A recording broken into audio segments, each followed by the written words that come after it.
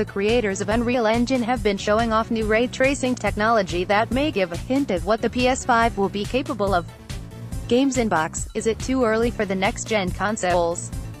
At the moment they might be more famous for Fortnite, and before that Gears of War, but before they created the biggest game in the world, Epic Games made most of their money from licensing out the Unreal graphics engine. You'll see its logo at the start of many different games, and that means Epic are always trying to keep on the cutting edge of graphics technology. The current version is still Unreal Engine 4, but at the Game Developers Conference (GDC) in the US they unveiled the Star Wars demo below that uses ray tracing, a technique usually far too complex for consumer-priced consoles and PCs to do in real time. According to Epic's blog, the demo was put together with help from NVIDIA, using their RTX technology for voltage GPUs, and Microsoft with their DirectX ray tracing API (DXR).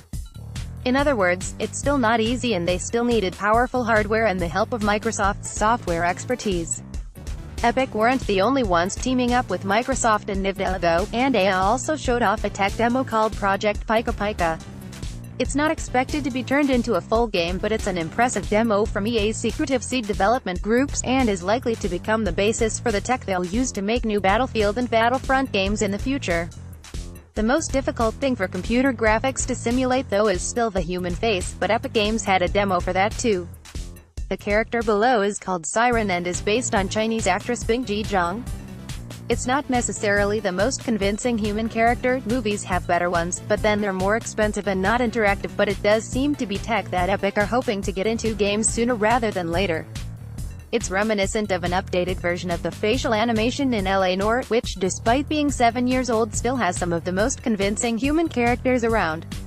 A more video gamey example is the demo below with the same tech featuring Andy Gollum Serkis reciting a spot of Shakespeare. It looks good, but his performance is then transferred to an alien creature and it's even more impressive. What's particularly exciting about the Siren tech though is that, like anything else Epic do for Unreal, it can be licensed and used by anyone. So those companies that keep letting down great games with terrible facial animation, naming no names Bethesda, can just plug in the tech and take it from there. Or at least, that's the theory. These are still only demos and even Siren probably won't be in general use for a few years yet. But it's an exciting look at the future and hopefully a good indication of what the next generation of consoles will be capable of. But whether it's any hint of what a possible Fortnite 2 would look like, considering the original's cartoon art style, is hard to say. Via email gamecentral@acmetro.co.uk, leave a comment below, and follow us on Twitter.